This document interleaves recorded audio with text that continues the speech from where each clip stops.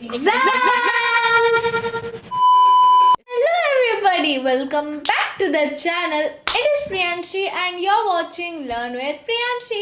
So, आज का जो हमारा वीडियो है वो है मोस्ट रिक्वेस्टेड वीडियो, जो कि आप सब लोगों ने बहुत ज़्यादा रिक्वेस्ट किया था, जो कि है study hacks for mid terms. तो आप लोगों ने ये वाला वीडियो कमेंट सेक्शन में पूरा भर दिया था कि एग्जाम स्टडी, क्योंकि आप सभी के एग्जाम्स आ रहे हैं और मेरे भी एग्जाम्स आ रहे हैं। सो चलो let's begin with our video.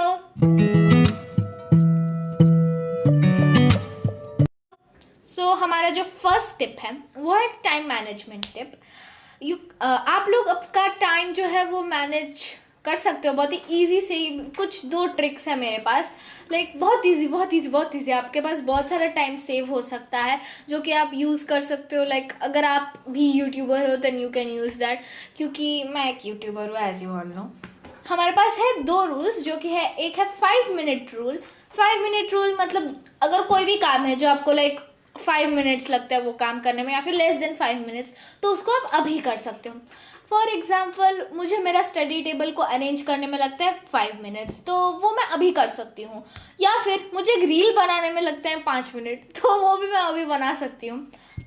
Next, तो हमारा जो नेक्स्ट स्टेप है वो है बैचिंग। मतलब इसमें आप जो है आपके छोटे छोटे टास्क को ग्रुप करके एक साथ करने वाले हो। चलो लेट्स से कि मुझे करना है मेरे 3 सब्जेक्ट्स का homework complete, like English, maths and science. तो मैंने प्लान किया कि मैं इंग्लिश को मॉर्निंग में करूँगी, मैथ्स को आफ्टरनून में एंड रात को साइंस करूँगी।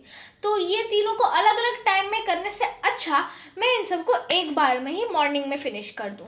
या फिर अगर आप लोग सोशल मीडिया से एडिक्टेड हो, या फिर आप मोबाइल बहुत ज़्यादा यूज़ करते हो, आपका स्क्रीन टाइम ज़्यादा है, जैसे मैं मुझे एडिटिंग करना होता है, रील्स देखना होता है, तो इसलिए आपके हर एक स्टडी सेशन के बाद आप मोबाइल नहीं देख सकते हो।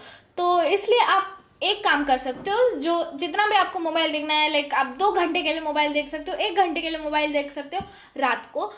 आपका पूरा दिन का कोटा, मतलब आपका पूरा दिन का मोबाइल देखने का टास्क, वो आप रात को ही फिनिश कर सकते हो। सो हमारा नेक्स्ट टिप है यूज रेफरेंस बुक्स।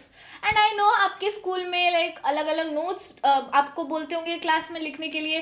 तो आई नो नोट्स कितने गंदे हैंडराइटिंग से लिखते हैं हम सब। मैं भी बहुत गंदे हैंडराइटिंग से लिखती हूँ। मेरा नोट्स आप लोग स्क्रीन पे देख सकते हो मैं कैसे लिखती हूँ मेरे क्लास नोट्स। लेकिन वो पढ़ने लायक तो है गाइस, मेरे लिए तो पढ़ने लायक है।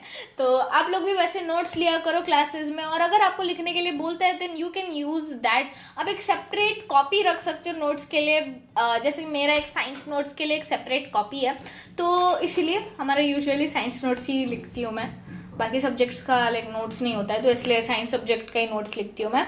और अगर आपको रेफरेंस बुक से रेफर करना है then you can use NCERT for science. अगर आपका अलग सब्जेक्ट यूज़ होता है, आपका अलग कोई बुक यूज़ होता है साइंस के लिए, तो you can refer to NCERT, क्योंकि एनसीईआरटी बहुत ईजी है और उसमें आपको क्वेश्चन बैंक भी मिल जाएगा जो कि आप प्रैक्टिस कर सकते हो आराम से। और मैथ के लिए अगर आपके स्कूल में एनसीईआरटी यूज़ होता है तो आप RS Agarwal, RT Sharma and all use कर सकते हो।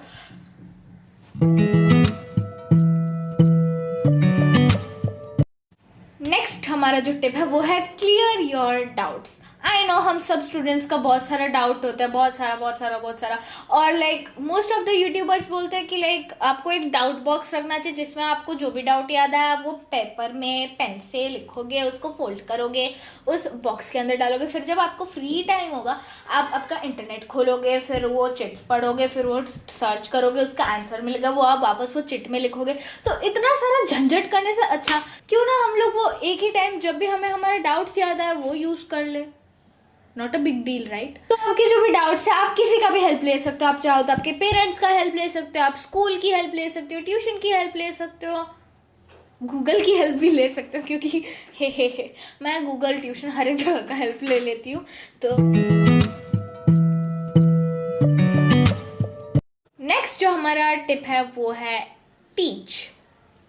I know it sounds weird, but ये मुझे लिटरली बहुत हेल्प किया, बहुत ज़्यादा। मेरे स्टैंडर्ड 6 में पूरा मैं ये वाला टिप यूज़ करती थी एंड फर्दर 7 में भी यूज़ करने वाली हूँ। तो इसमें क्या करना होता है कि आप एक मिरर के सामने जाओ, सिंपली खड़े हो जाओ, और जैसे कि क्लास में आपका कोई प्रेजेंटेशन होता है या स्पीच देना होता है, जैसे आप प्रैक्टिस करते हो मिरर के सामने, अगर नहीं करते हो तो मैं बता देती हूँ, मैं तो वैसे प्रैक्टिस करती हूँ। तो आपको सिंपली एक मिरर के सामने जाना है, जो भी लाइक आपका बुक है उसको पकड़ना है, या फिर अगर आपको कॉन्सेप्ट समझ आ गया है तो आप बिना बुक पकड़े भी बोल सकते हो जो भी आप लोग टॉपिक समझे हो, एंड एक्सप्लेन कर सकते हो जो भी आप समझे हो। जो भी आप समझो वो जस्ट लाइक ब्लैंकली बोल दो, जो भी आपको आता है बोल दो, चाहे वो गलत भी हो, बट उसको याद नहीं रखना जो गलत है। उसके बाद आप याद करो कि आपने क्या बोला था, and you can rectify your mistakes. Easy है ना? आई नो, मेरे टिप्स हमेशा इजी होते हैं।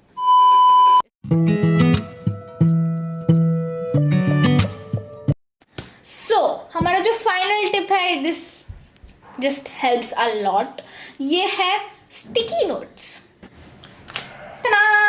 ये है स्टिकी नोट्स। तो इसको आप लोग लाइक आपका कोई पर्टिकुलर टेस्ट है, आपका कोई पर्टिकुलर टास्क है जो आपको करना है, तो आप इस स्टिकी नोट में लिख के क्या करते हो, उसको सिंपली दीवार पे ऐसे लगा देते हो। या रिमेंबर, इस पे दीवार पे कोई असर नहीं पड़ता ये स्टिकी नोट्स चिपकाने से।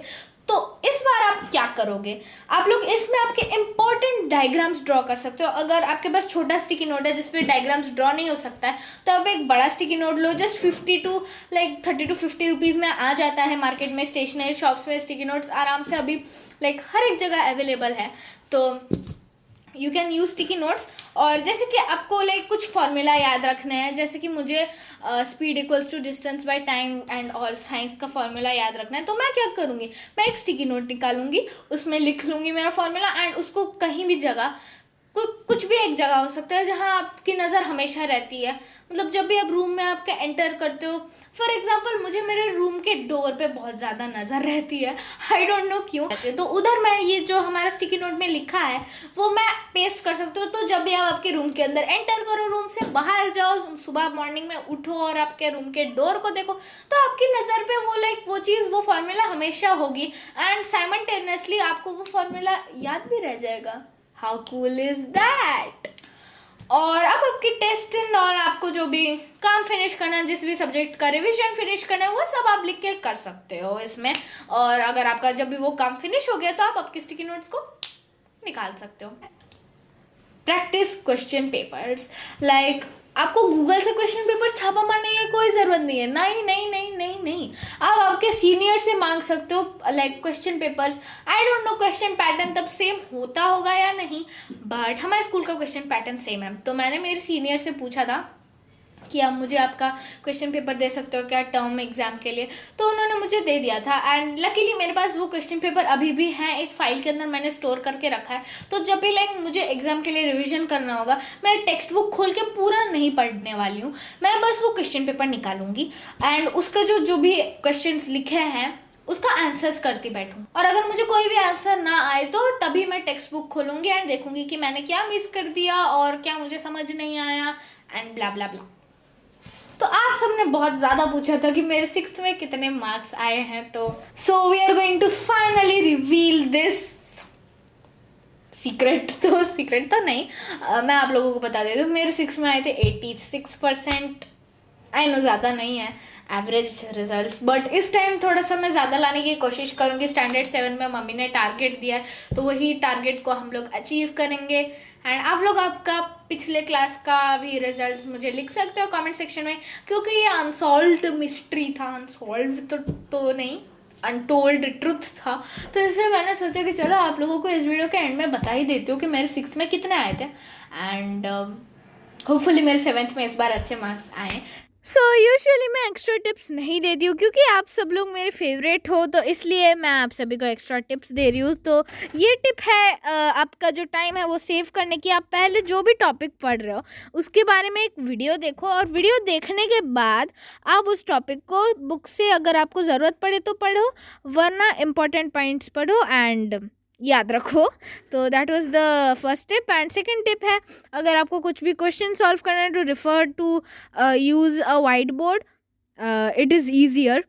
तो बेस्ट ऑफ लक जिन जिन लोगों के भी अभी एग्जाम्स चल रहे हैं और जिन जिन लोगों के फ्यूचर में आने वाले हैं। Best of luck Priyanshi. मैं खुद को बोल रही हूँ और आप सभी को भी बोल रही हूँ, बेस्ट ऑफ लक एवरीबॉडी। तो या thank you so much for watching the video till the and and hopefully ये जो स्टडी टिप्स हैं ये आपको लाइक बहुत ज़्यादा हेल्प करेंगी आपके मिड टर्म एग्जाम्स के लिए। And usually mid term exams मतलब स्ट्रेस, तो don't worry, don't cry from stress and I know आपके एग्जाम्स अच्छे जाएंगे। Bye bye, thank you so much for watching the video till the and.